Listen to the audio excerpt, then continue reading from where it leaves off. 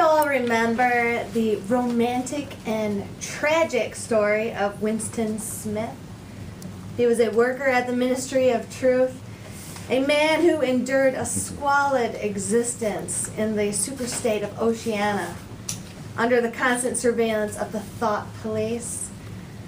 This is the story of 1984, a book we may all be familiar with, as is one of my favorites from my teenage years. And it is a perfect example of a dystopian society. Dystopia is a repressive and controlled society, often imagined as police states with unlimited power over the citizens. Our speaker today has a special fascination with dystopian fiction and will present her Competent Communicator Speech number 4, How to Say It, exploring her favorite genre. This speech project is important because it requires our speaker to focus her selection of words and phrases to communicate clearly, choose words and grammar which appeal to our senses, and eliminate jargon. Timer, could I please have lights 5 minutes at green, 6 minutes yellow, 7 minutes red. Please everyone help me welcome Kristina Roe with her speech, Dystopian Days.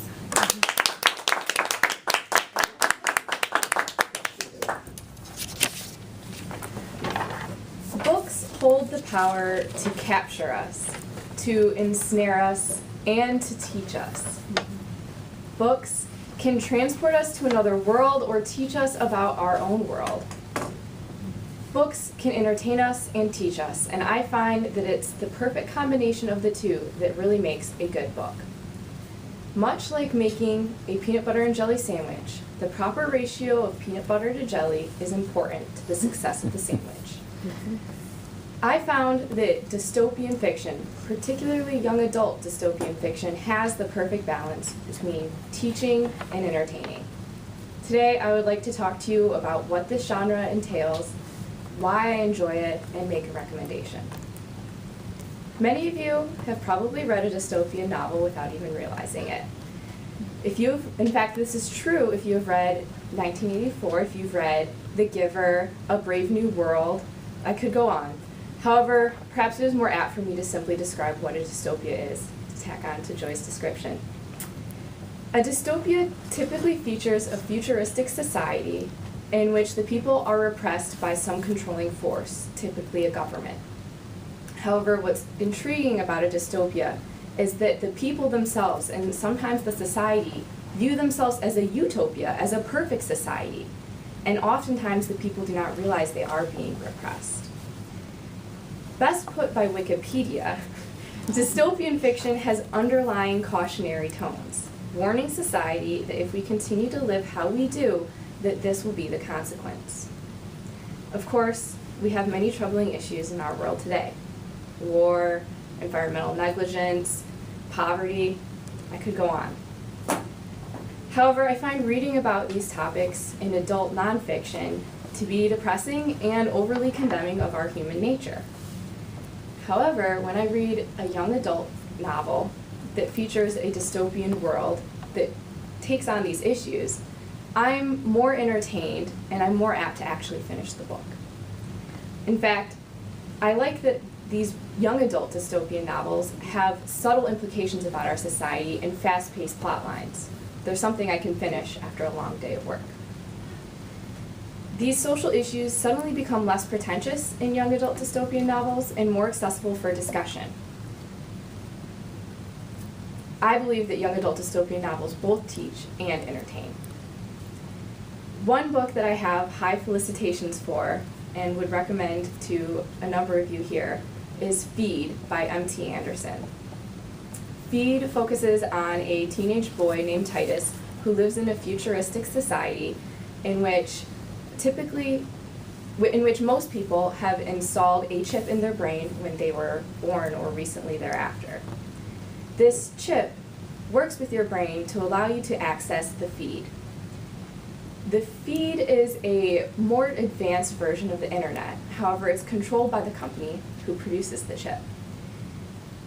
To make an analogy, Now you have to turn on your computer, go to Google, type in a question in order to find the answer to what you're looking for. However, in Titus's society, you would simply think your question and have the answers appear in your mind instantaneously. At first, when I read about this type of technology, I relished in the idea. Just think how much more productive we could be as a society. Think how much smarter we all would be. But what really intrigued me about Feed was that it revealed the darker side of this type of technology. The fact that privacy was basically non-existent, many of the people were unknowingly controlled by a company, and it revealed that the society lacked independent creative thought. What began as an advancement in the educational sector eventually turned into a necessity for daily life in this society. And it has some great parallels for our society today. Although we're not quite to that point yet, I see that many of us are very dependent on technology, and this book really resonated within me and made me think twice about my dependency on technology. Feed, in a way, catalyzed a reaction in me. I now occasionally challenge my generation's technological social norms and wonder if it's really healthy for me to be on Facebook every day.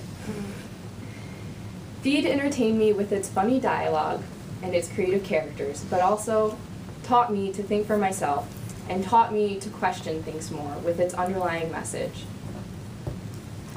I love young adult dystopian fiction, although it's somewhat difficult for me to admit as an adult in front of a room of adults.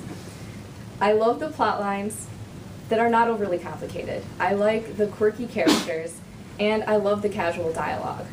And I also like a book that gets me to think.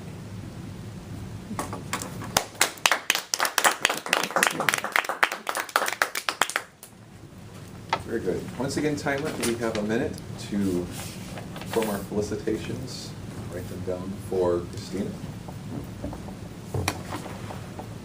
It's interesting that you mentioned this idea of Feed in the book yesterday on PBS on Frontline. They were just discussing